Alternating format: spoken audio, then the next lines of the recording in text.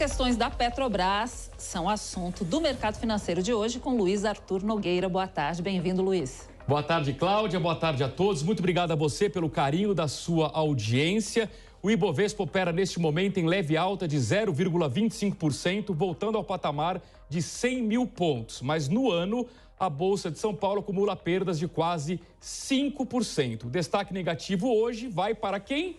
Petrobras. As ações estão em queda de 0,76%, até porque a estatal segue em meio a um tiroteio político, com troca no comando da empresa, ameaça de CPI e tentativa de intervenção no mercado de combustíveis, o que, para mim, é um grande erro. Não há milagre, o petróleo está caro no mundo inteiro. Basta a gente olhar para a Argentina para constatar que intervenção nos preços não funciona por lá, a inflação acima de 60%. Aliás, os dois líderes nas pesquisas, Lula e Bolsonaro, defendem, cada um do seu jeito, medidas intervencionistas no mercado de combustíveis. De novo, para mim, é um grande erro. O melhor caminho é você abrir o mercado, privatizar a Petrobras, aumentar a concorrência e, no curto prazo, você pode reduzir impostos, até mesmo subsidiar diesel e gás. Mas tentar congelar preços ou obrigar a Petrobras a queimar o caixa dela é uma medida incorreta. O dólar, neste momento, está em queda de 1%, vendido a R$ 5,13.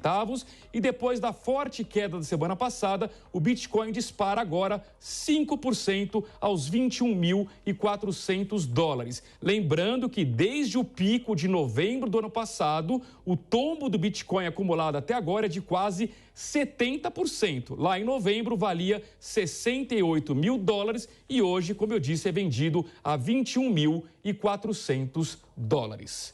Nós estamos recebendo aqui nos estúdios da Jovem Pan News o CEO da Planner Investimentos, Alan Gandelman, ele que também é especialista em petróleo e gás. Alan, boa tarde, seja bem-vindo, tudo bem? Boa tarde, Luiz, um prazer estar com vocês, um prazer estar aqui na Jovem Pan, tudo ótimo. Prazer é todo nosso. Alan, vou começar aí com a sua expertise na área de petróleo. Qual a sua visão sobre o que está acontecendo hoje na Petrobras e do ponto de vista do investidor? Isso pode afetar o preço das ações? Olha, já afetou, né? O que a gente tem visto é esse imbróglio que ele é econômico, agora barra político.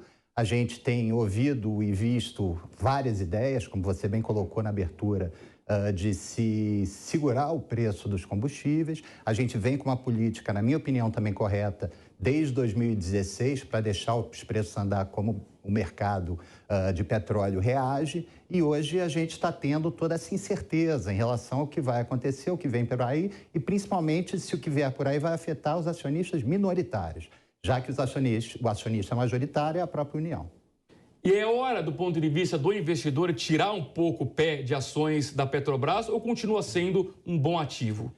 Ela continua sendo um bom ativo por tudo que a empresa é e por todo o resultado que ela traz, com certeza.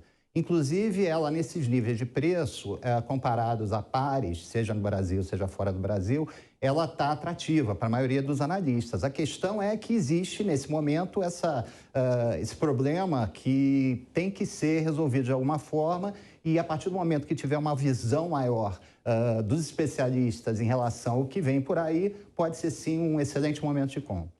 O Alan, que trabalhou durante mais de 10 anos no exterior, tanto em Nova York quanto em Dubai. Alan, você ainda tem muito contato com investidores estrangeiros. Qual é a visão dos estrangeiros sobre o Brasil? Assim, quem conhece o país investe e quem não conhece também investe, fica com medo. Esse tipo de ruído político chega também no exterior? Chega. Na verdade, você, dividindo assim, de uma forma rápida, você tem o chamado investidor estrangeiro dedicado e você tem o não dedicado. O dedicado é aquele que tem uma porção sempre destinada à América Latina e, por via de consequência, ao Brasil. E o não dedicado é aquele que enxerga determinadas oportunidades e entra pontualmente no mercado. O que está acontecendo é o seguinte: o investidor dedicado, até pelo o peso das ações da Petrobras no índice Bovespa, ele continua operando Petrobras, entrando, obviamente, saindo, mas é um investidor mais de longo prazo. Esse investidor que não é dedicado, ele procura enxergar oportunidades. É óbvio que o ruído político, a gente chegando perto das eleições, faz com que ambos esses tipos de investidores fiquem com uma cautela maior em relação ao Brasil e com tudo que está acontecendo no cenário geopolítico. Mas, de novo, repito, eu acho que hoje Petrobras, independentemente do que for resolvido, a não ser que venha alguma coisa muito ruim para a empresa e para os acionistas minoritários, é uma boa oportunidade. Ô Alan, a gente também vira e mexe, vê noticiários polêmicos envolvendo o nosso Supremo Tribunal Federal, o que envolve risco jurídico. O investidor estrangeiro enxerga o Brasil como um país que tem insegurança jurídica ou não chega a tanto? Eu posso dar agora um grande exemplo dentro de um dos temas que foi abordado aí nos últimos dias em relação a como segurar o preço dos combustíveis, que seria taxar a exportação dos combustíveis. Nesse caso específico, na minha opinião, você teria uma quebra de contrato. Por quê? Porque você tem outras empresas que não são a Petrobras, que são menores, estão no ramo de combustíveis no Brasil, que exportam bastante. A partir do momento que eles entraram em licitações, entraram em impostos, etc., havia uma regra. A partir do momento que você impõe, por exemplo, uma taxação à exportação do petróleo, ele não vai afetar somente a Petrobras, vai afetar as outras empresas também. Então, isso é uma quebra de contrato. Se você tem algo dessa magnitude acontecendo no Brasil, no momento em que há outros interesses do governo brasileiro, como, por exemplo, aeroportos e, eventualmente, privatizações, isso seria muito ruim e muito mal visto lá fora. Aliás, você tocou numa questão importante. Infraestrutura, que são investimentos de longo prazo. O Brasil consegue atrair esse capital estrangeiro? Há quem diga que poucos países do mundo têm uma oferta tão boa de ativos e infraestrutura. Mas, por outro lado, a gente tem o risco político, tem o risco eleitoral, tem o risco jurídico, né, tem o risco de taxa de juros. Como é que você enxerga isso? Na verdade, como todo, né, tudo é uma questão de preço. Então, ver exatamente, como você bem colocou, Luiz, tem ativos extremamente atrativos, tem coisas aí para vir, coisas a serem colocadas à venda. Existe, sim, um grande interesse dos estrangeiros, mas é a questão de preço. E essa questão do preço, obviamente, leva em consideração riscos, como risco político, risco cambial, inflação, etc. Mas é sempre uma questão de preço. Perfeito. Agora são 2h57. Estamos recebendo aqui nos estúdios da Jovem Pan News o CEO da Planner Investimentos, Alan Gandebel. Alan, na semana passada a gente viu um movimento de alta de juros aqui no Brasil. O nosso Copom, Comitê de Política Monetária, subiu a taxa Selic em mais meio ponto percentual e deixou aberta uma janela de oportunidade para subir novamente em agosto.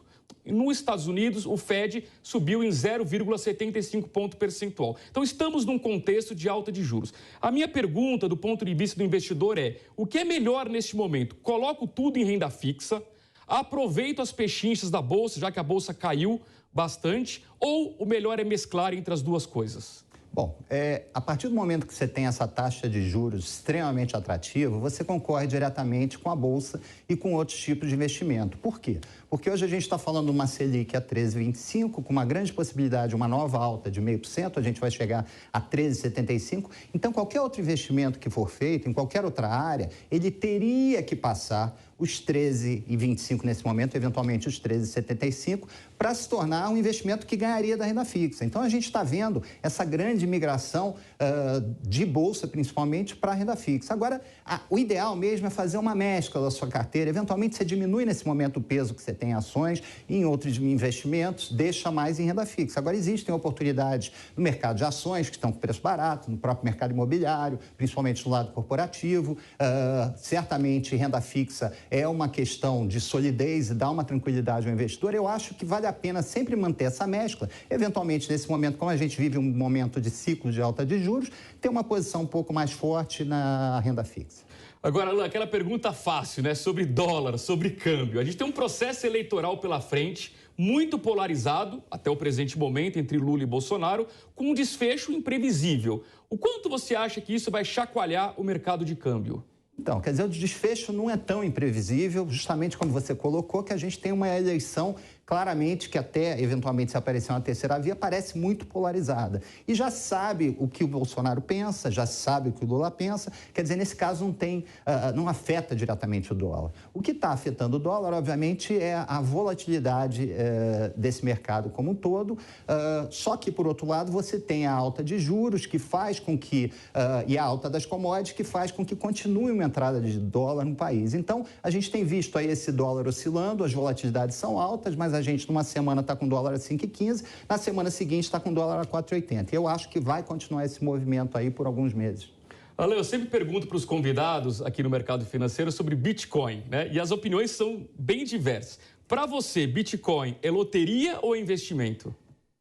É difícil fazer essa resposta, sim, se é loteria ou investimento. Eu particularmente tenho uma opinião hoje, em relação a Bitcoin, de que, por ser uma moeda não regulamentada pela maioria dos bancos centrais, ela tem um risco muito grande e ela acaba abrindo um leque muito grande para que tipos de transações não reguladas aconteçam, como a gente já viu várias vezes.